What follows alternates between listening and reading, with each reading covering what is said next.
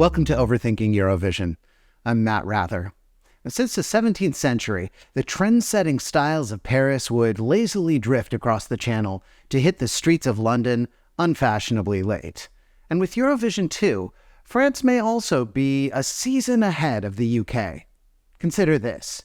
France has had not a great couple of decades in the contest. Since 2003, they've finished in the 20s 8 times. They've broken the top 10 only 3 times. But in 2021, voila. No, literally.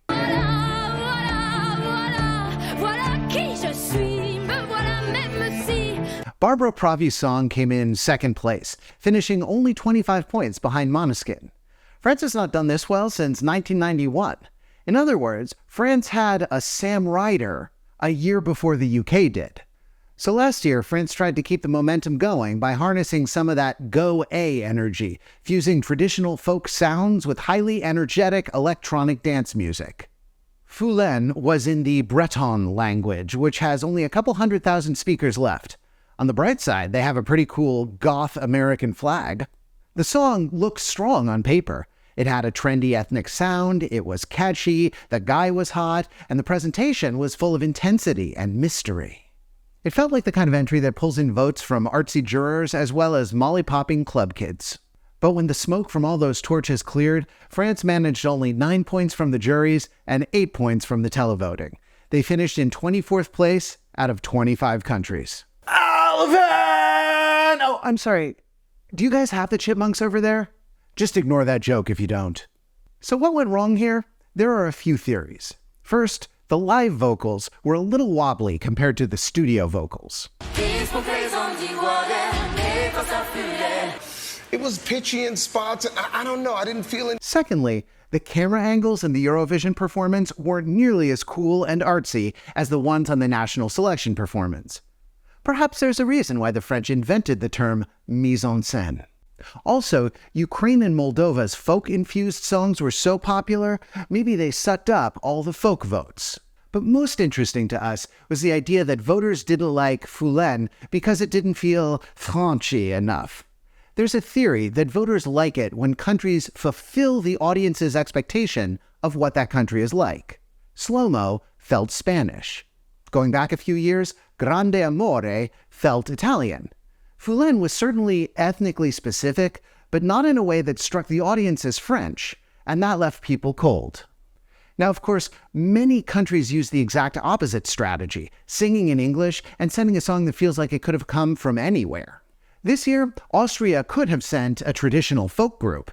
Instead, the song is not only in English, they changed the names of the 2 singers to be less Austrian. Now, that doesn't mean Austria's song isn't good. It is very good, and we have a lot to say about it in a future video. But maybe we can theorize that to win Eurovision, either you want to strip yourself of your national culture, or you want to exemplify your national culture. Foulaine did neither, and paid the price. So, after Barbara got everyone's expectations up, Foulaine's failure was a heavy blow, only partially healed by France's subsequent victory in Junior Eurovision.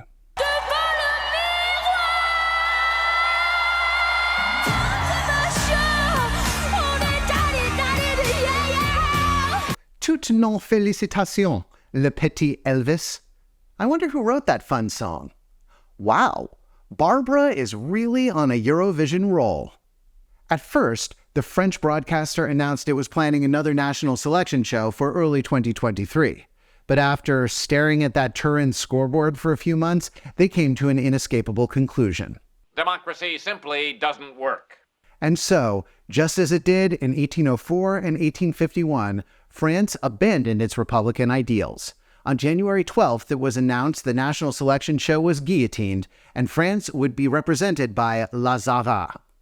It did not escape our notice that last year, Spain was represented by a woman with the name of a French clothing brand, and this year, France is represented by a woman with the name of a Spanish clothing brand.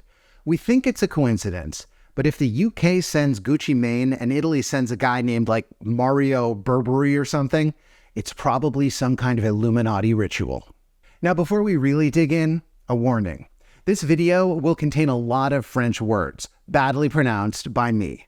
I'd like to apologize in advance to Francophone people the world over for what I am about to do to your beautiful language. Je suis profondément désolé. Zarra is actually not French. She's Canadian, and that's worked for France in the past. French-Canadian singer Natasha Saint-Pierre represented France in 2001 and finished in 4th place. That was the country's best performance until Barbara Pravi 20 years later. Zarra's stage name is a play on her real name, Fatima Zarra, but as she's quick to point out in interviews, it's also the title of a poem by Victor Hugo from his collection Les Orientales. Zarra explained that in the poem, her literary eponym is a girl who runs, who sings, who is very determined. I thought it was me. We see a deeper connection, though. In Hugo's poem, Zarra is intensely sexual, lusted after by men, but aloof and unobtainable. In the end, she rejects her wealthy suitors to be with a local outlaw. Check out the video for Zarra's song Tu t'en iras, which has over 20 million views on YouTube, by far her biggest hit. She's approached by a series of men who all meet an unfortunate demise. And in the video's coda, we see Zarra meet up with a famous Parisian drag queen to disappear into the night, and we pan over to a wanted poster. Much like the woman in the poem, this Zarra rejects both traditional romance and society as a whole to remain a symbol of uncompromising freedom. And I want to highlight Zarra's inclusion of a drag performer because I think it's revealing about the way she sees her own art. A lot of people think of drag performance as simply dressing as the opposite sex. It might be more accurate to say that drag performance involves camp, which was defined by Susan Sontag in a famous essay as a sensibility that is devoted to the love of the unnatural, of artifice and exaggeration. For example, a cis woman has competed on RuPaul's Drag Race, which is, of course, the Premier League of drag. She wasn't cross-dressing, but she was participating in the heightened performance of gender rooted, as Sontag says, in a love of the exaggerated, the fantastic, and the unreal. Zarra, as well, typically appears in elaborate retro dresses, hair, and makeup. In this interview with the French commuter newspaper 20 Minutes, she said, I love films from the 1940s, 1950s, and 1960s. I'm even obsessed. The way the woman was represented was so beautiful, elegant, and powerful. To go on stage, I need a hat, makeup. I need that. And this obsession with retro glamour really helps explain why the French Eurovision delegation wanted her as their femme fatale.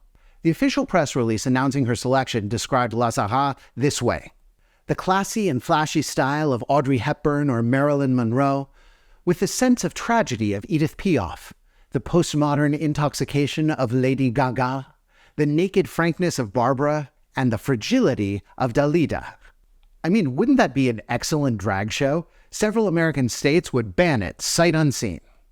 Audrey Hepburn died in 1993, Marilyn Monroe in 1962, Edith Piaf in 1963, Barbara in 1997, and Dalida in 1987. Lady Gaga is the only person on that list to have even lived in the current century.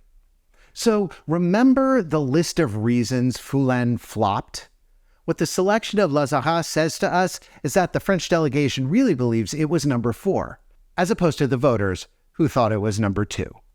When people think of French culture, they don't think of HBO's House of the Dragon. They think of Netflix's Emily in Paris. Romance, sensuality, glamour. And here's an artist who has shaped her whole persona on that post-war era of French chic.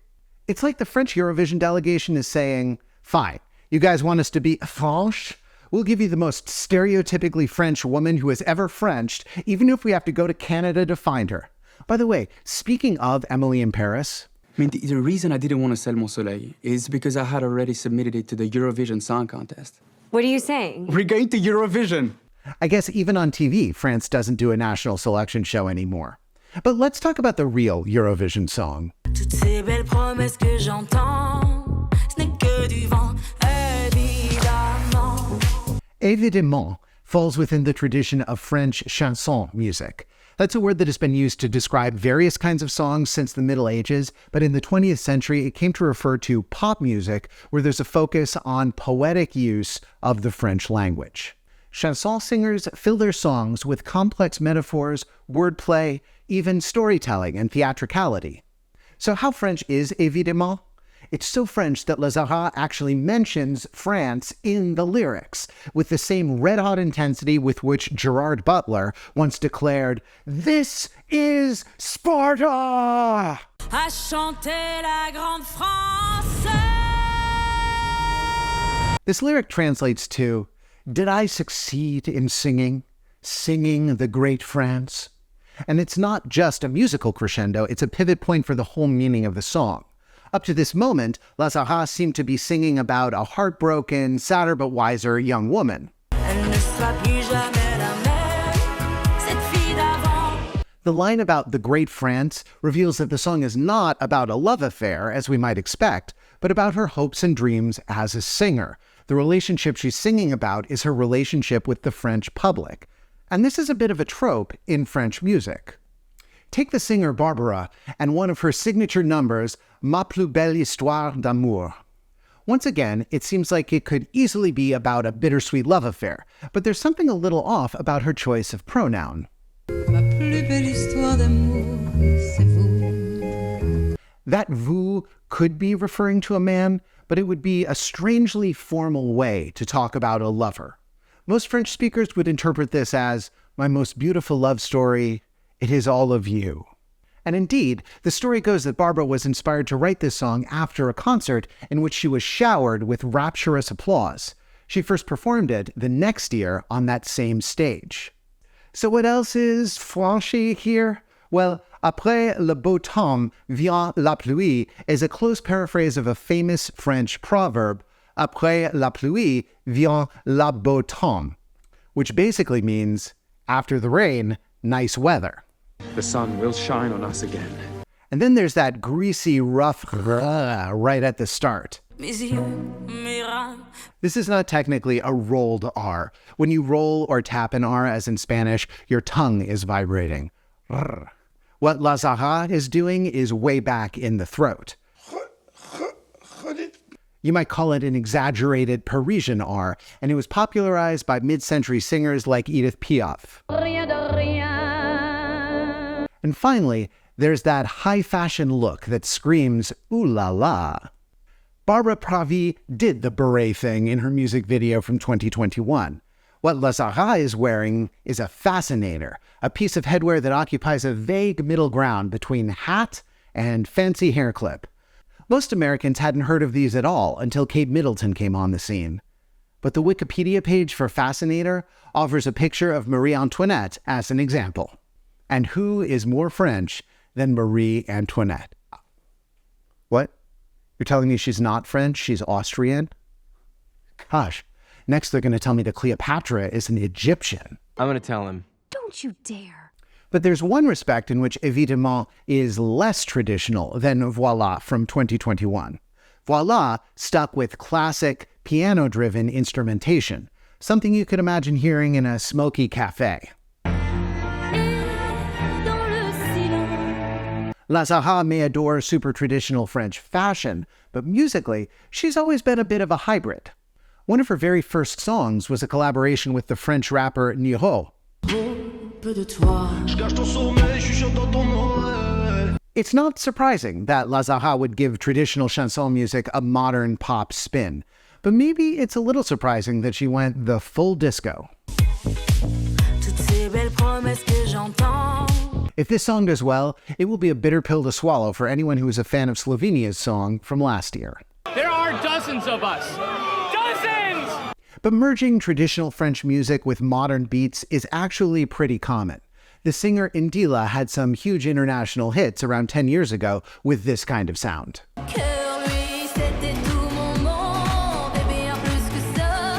So maybe this is the tweak to the Barbara Pravi formula that is supposed to push France over the top. Alors, make it really Frenchy, but also really danceable. However, we did notice one place where Zarra's Canuck roots are showing. At one point she says, "Ce n'est pas tant évident," which is a French-Canadian phrasing. Someone who grew up in France would most likely say, "Ce n'est pas si évident." Shout out to one of our French speakers on the Overthinking Eurovision Discord for catching that one. My own French is limited to what I picked up from ordering at Au Bon Pain. I want to make an important point before we wrap it up. We've been talking about all the ways this song is aggressively French, but that doesn't mean this song is representative of contemporary French music or culture. If France wanted to send a song that captured what modern France is really like, they'd have picked like Big Flo and Ali. Évidemment is almost a caricature of a style of music that fell out of the mainstream 70 years ago. Much like Emily in Paris, this song is meant to evoke a fantasy, retro version of France that appeals to outsiders, rather than the French themselves. A month after its release, Évidemment sat at 91 on the French iTunes chart. This was 5 places lower than a sea shanty medley.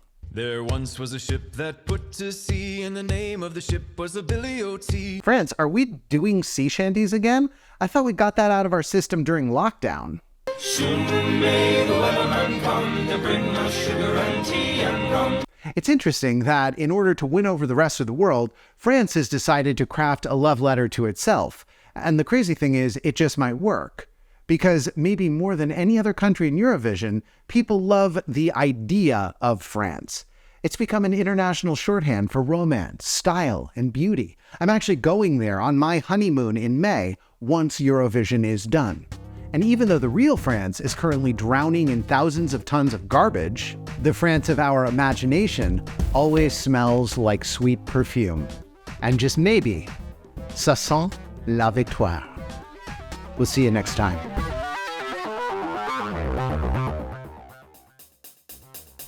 Soon may the Wellerman come to bring us sugar and tea and rum. Thanks a lot, France. Now it's stuck in my head again.